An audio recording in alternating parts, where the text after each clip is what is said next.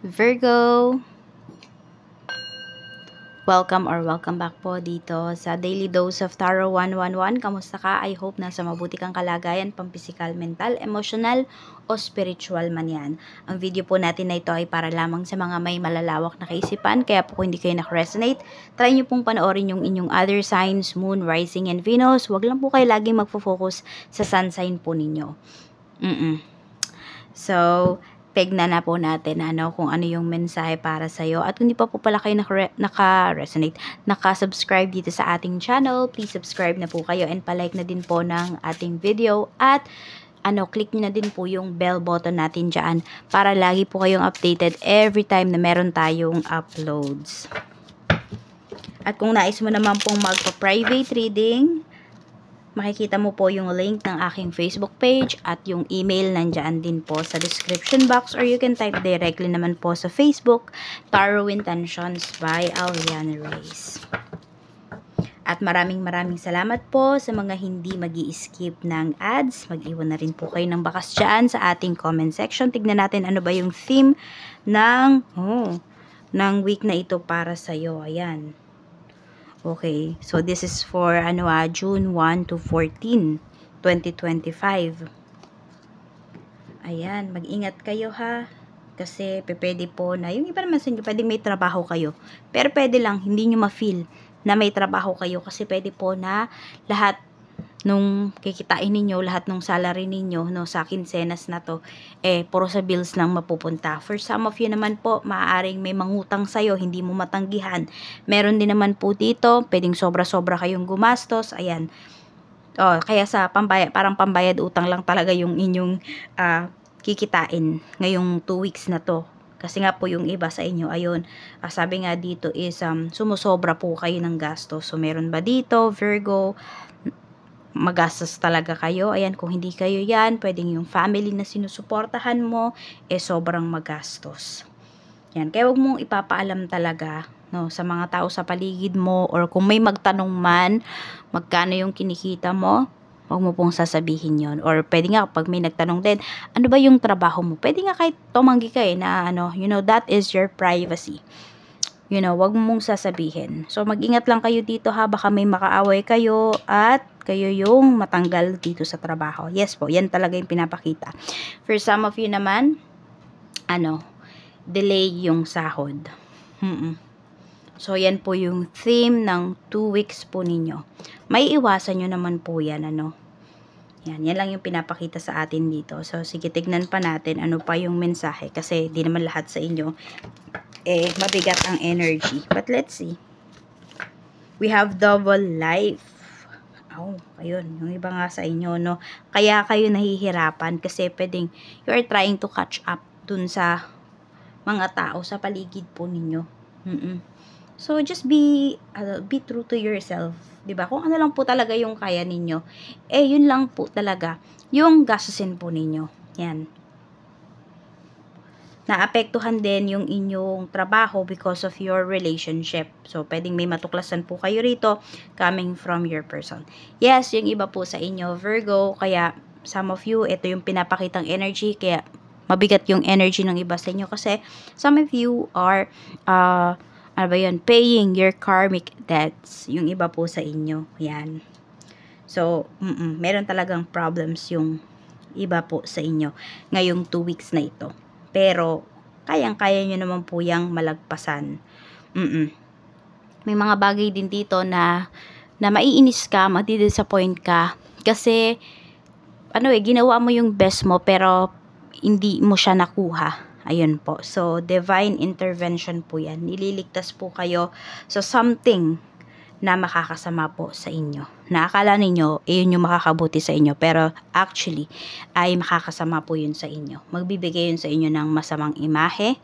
Diba? At yun, basta masamang sitwasyon. Kaya po, yung iba sa inyo, i-appreciate nyo po itong divine intervention na nangyayari po sa buhay po ninyo ngayong 2 weeks na ito. Tignan natin. Ano pa yung mensahe? Okay? Ano ba yung malakas na positive energy ngayon? Okay. Ayan po. So, pwedeng meron kayong mga dealings dito. Okay, so some of you naman po, makokontra nyo talaga tong, negatibong energy na to pagdating sa inyong kaperahan. Ayan, yung pinapakita. So, kung meron kayong mga, dito, mga dealings, mga transactions, ayan po. Meron dito ay mako-close deal nyo po yan. Meron din dito magbabayad sa'yo. Parang biglaan lang to.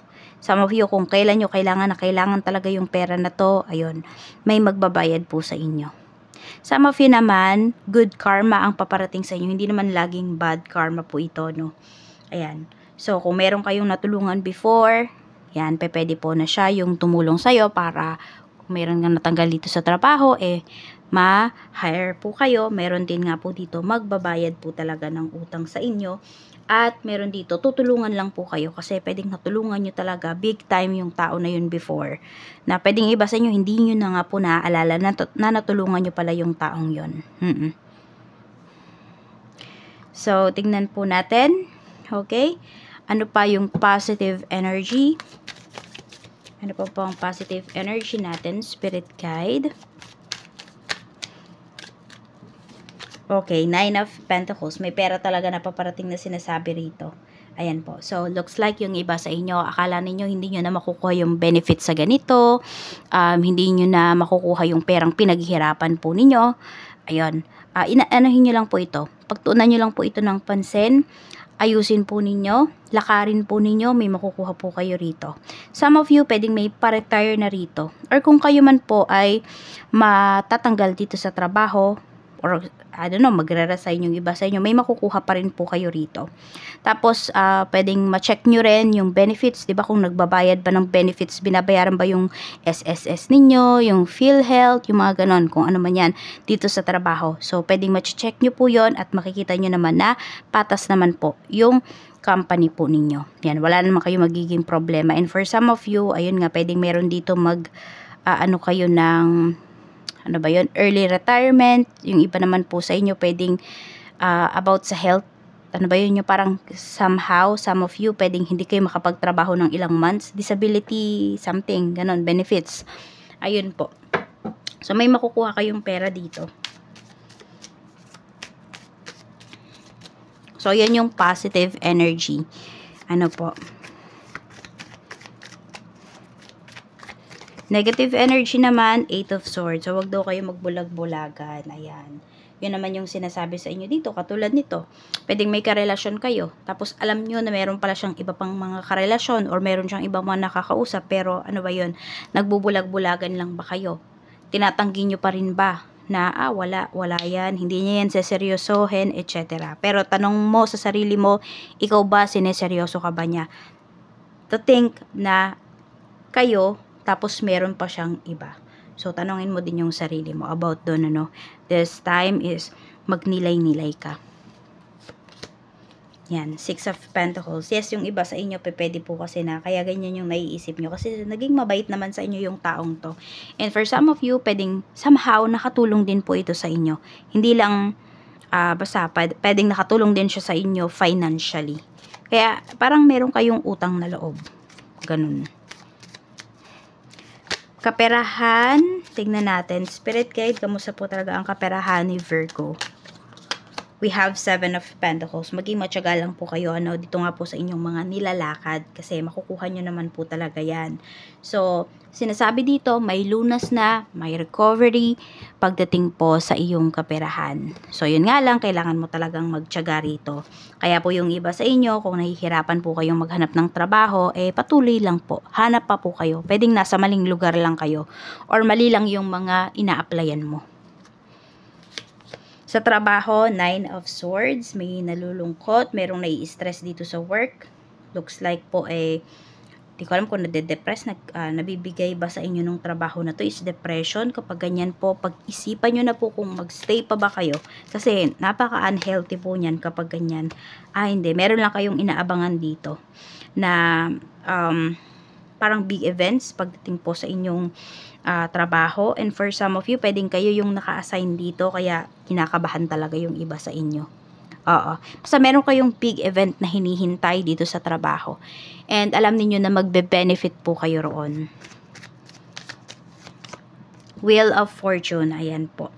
So, ito, masasabi mo talaga, yung mga katrabaho mo, nitong 2 weeks na to, may mga request ka sa kanila na maa-approve talaga. Hindi ka nila po tatanggihan. Masasabi mo na napakaswerte mo sa mga coworkers mo. Or the other way around naman. Pwede naman na baka sila yung maka-feel nun. Pero mas more on yung iba po sa inyo. Kayo yung makaka-feel nito. Na ang swerte nyo sa inyong mga katrabaho. Kung may business po kayo, ayan, we have Page of Cups. May mga transactions dito, 4 of Cups. Pero kasi meron din kayo mga transactions dito na tatanggihan eh. Oo. Yan, pwedeng ito kasi malalayo. Ayan po. So, meron pang hihinayang. Pero kasi, alam nyo na mas, ano kayo dito eh. Malalagay kayo sa alanganin kapag pinush nyo po. So, alam nyo naman yung limit ng inyong negosyo. So, that is a good thing. Kasi, 'di ba, may iwasan ninyo na masira yung inyong business sa tao. Kasi ito, kung pipilitin ninyo, napakalayo. Sabihin natin, pagkain yung, ano mo, yung binebenta mo, tapos papadala mo sa ganito kalayong lugar, you know, pakasira na, panis na pagkarating. So, yung tipong ganun po. So, yun lang yung iniiwasan po ninyo. And ayaw nyo din na gumastos yung isang tao, tapos panis lang naman pala yung yung marireceive niya, hindi kakainin, marireceive niya, yung tipong ganon. So, umiiwas po kayo sa gulo, sa pagkasira ng inyong pangalan, which is good. Ibig sabihin, talagang minamahal niyo itong negosyo ninyo, inaalagaan ninyo, and yan din po ang babalik sa inyo. Huwag kayong mag-alala kasi mas marami pa kayong mga kliyente na makakausap, na makakadeal. So, huwag kayong manghinayang dyan sa isa na yan na sobrang layo at pipilitin nyo. Naku, baka lalo lang sumakit ang ulo ninyo dyan. So, blessings. Tignan natin ano naman yung blessings na marireceive mo ngayong 2 weeks. We have mountain, we have hill. So, meron dito baka maakyat kayo ng mga bundok, nag-hiking yung iba sa inyo. Some of you naman po, kung ano man yung goals ninyo dito, makapaghanap ba ng trabaho, mabayaran ba yung mga utang po ninyo, yung mga karmic debts po ninyo, makaalis ba dito sa toxic relationship. So, magagawa nyo po yun. We have house, we have home. So, may nagpapagawa po ba ng bahay? Some of you, pwedeng magpapagawa pa lang. So, uumpisahan pa lang po. Ayan po. No? Makukuha nyo po yan. And meron din dito, about usapang bahay, pwede naman yung mga kasama mo sa bahay. Ayan po. Pwede po na kung meron nga dito, mawalan kayo ng trabaho. Alam mo yung mafe-feel mo na hindi ka nag-iisa. Kasi may tutulong sa'yo. And that is your family. So, ayan lang po, Virgo. Maraming salamat and see you again on my next video. Bye-bye!